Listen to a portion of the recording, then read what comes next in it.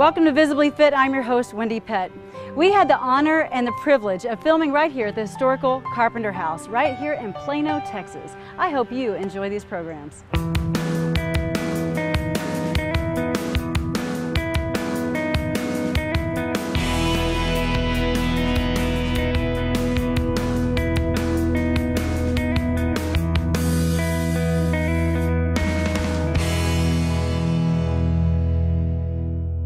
Hi everyone, and welcome to Visibly Fit. I'm your host, Wendie Pett. You know, being visibly fit is about being fit mind, body, and spirit. As a man thinketh, so he becomes. What happens if you are brought up in a condition, a situation at home where you've been involved with mind manipulation or verbal abuse? It happens quite often. And these people, or maybe you're experiencing it right now, but you grow up and you become a victim, and it's hard to break free from that mentality. But there's hope. There is a way to break free from that. And I'm so excited to have here with me today my dear friend Tracy Mitchell. She is an author, a speaker, and a world-class coach. And you know, she's going to talk to us about mind manipulation and verbal abuse. Yes. You know, you've got it all together, Tracy. Look at you. Don't we wish? Yeah, we're friends. So yeah, we are better than that. But you know, this is to make a point. You know, there's so many people that are walking down the street that look like they've got it all together, but they have experienced hurt and pain, and just the reality is they've been a victim. And so how do you come out shining and go through life with a new mindset, a renewed mindset? Well, it's a process. You know, you and I were talking earlier about how impactful words really are, how impactful words can be. You know, they tell us that on average, a child will hear the word no more than 400 times a day. That's more than 148,000 times in their formative years. Wow. So we see that the word no can quickly become a power word. And for many of us, we have been conditioned to expect no. Right. Whether it's for business opportunity, whether it's a relationship in life, we have become conditioned to expect the word no. Right, Yes. right. And so whether it's from our family, friends, like you said, even business relationships, we just assume they're going to say no. It's rejection. It's the rejection. It goes to the heart of the matter. We were talking about mind manipulators earlier. What is manipulation? It's the ability to extract from another person something that they're unwilling to give.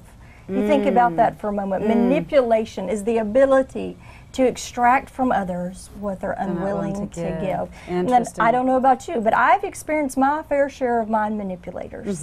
They're covert, they're pros, they're experts. They are. And you don't even realize you're being manipulated at the time. I have no idea. Right. You know, I met this gentleman one time. He was an absolute pro.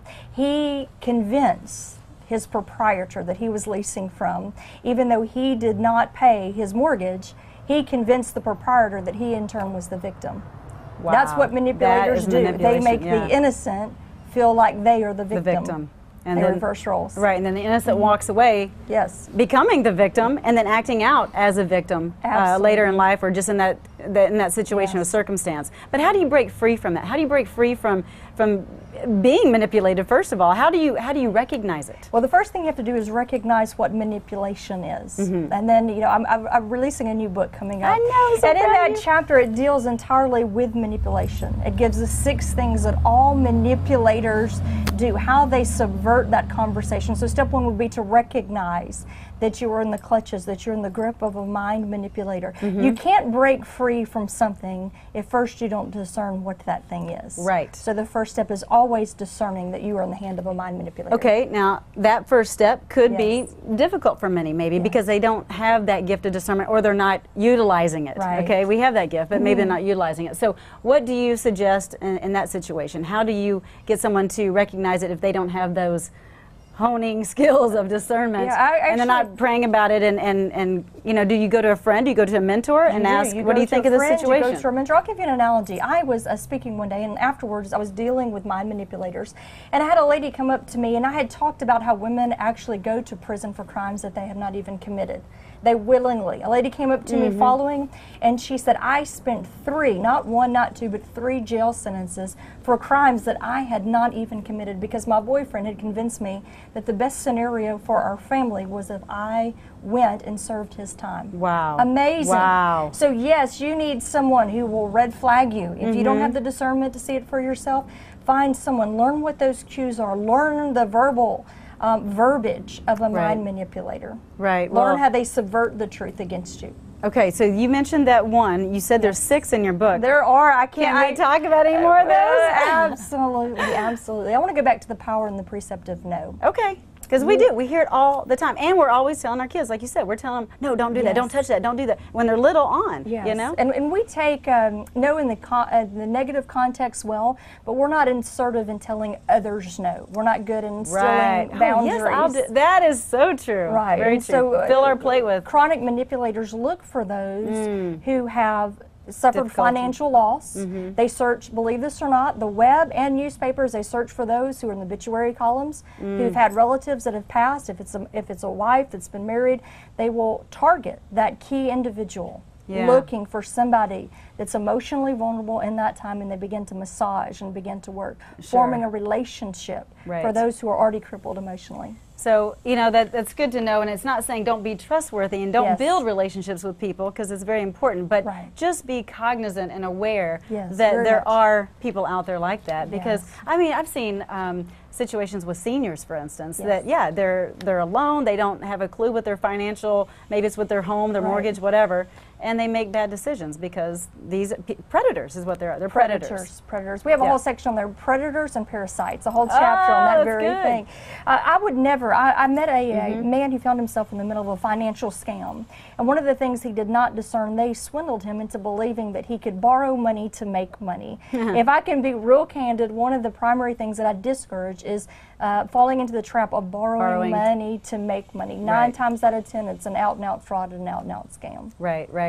And you know, there's a lot of those out there. You know, there really are. Every day. And it seems legit, and it seems encouraging, and they're desperate. They're desperate. Don't fall into that trap of being desperate. Right, right. Now, we were talking about words, and you know, we were saying, you know, as a man thinketh, so he becomes. So not only words that you are being told, but words that you tell yourself. Exactly. Right? Exactly. Yeah. They tell us that the most crucial conversation of every day is the ongoing, perpetual conversation that you have in your mind with yourself daily. And it's negative. A lot of times then you're going to start acting out negatively. And it's 24 hours, 7 days a week. Yeah. The longest conversation that you will ever have in your life is the no one's in my head. ongoing perpetual conversation with yourself. It's true. I don't know if you've ever met a homeless person before. Oh, sure. But I met an engaging, she's smart, beautiful, articulate. Her name was Star. And she lived on what we would call Skid Row. And I met Star, and I began to ask her, Star, did you ever envision that you would one day wake up and be living on Skid Row? And she said, Tracy, there's no way. She said, growing up, I had big dreams for my life, big plans for my life. And I said, well, what in the world happened? You know, why did you not pursue those dreams? And she simply said these words. She said, as a child, I was verbally and physically abused by my parents. And she said, from that moment forward, I believe that every idea that I had was negated, was pushed aside. And she said, I grew up with a mindset. So she said, I gave up on life. And she said, I began that slippery slope, that downward spiral with drugs, street prostitution, and she found herself living on the streets. Well, and because a lot of that numbs the situation. I mean, that's what it is. It's not that they want to become an addict or that they even want to do drugs in the first place, but they start doing it, and then it numbs the pain, and then it's like, oh, I'll just go here for a while. Well, the amazing thing about Star is that I took about a day, and I began to pour into her. And I remember telling her Jeremiah 29 verse 11, which talks about how God has prosperous plans, positive plans for our lives. And I began to walk her through biblical principles. And today, can I tell you that this woman is no longer living on Skid Row, that today she's out, she has a mission rescuing women, she's a biblical teacher, and leading a very successful life now. Well, that is an incredible story, and you know, that's really what people need to hear, because no matter where you are, what your circumstance is at the current moment, you can change, you can be delivered. All it takes is being, you know, a shift of mindset and knowing that you're a child of God. You are loved, and you're worthy of a great, wonderful life. I mean, we're blessed. We are incredibly blessed. So you got to receive that and know it. And I think it's awesome. You're a great mentor to a lot of women, Tracy. Wonderful. And I'm excited about your book coming out. Thank you, thank you. And yeah, I just think about the pain that you have endured in your personal life, and how you have turned that around to mentor and to you know, help and assist those that are in similar situations. And you're the same. We're both life coaches. Hey, so we've and I been think through we're it. successful life coaches because we've been there. We know We've what been it there. takes to do the turnaround. Absolutely. Well, so thank if we you can so do it, much. you can do it too. That is so true. So thank you so much for being here. Thank you for having me. Yeah, so stay tuned because we're going to come back and listen to a fellow that experienced bullying and how that affected him physically, mentally, and spiritually. So stay tuned.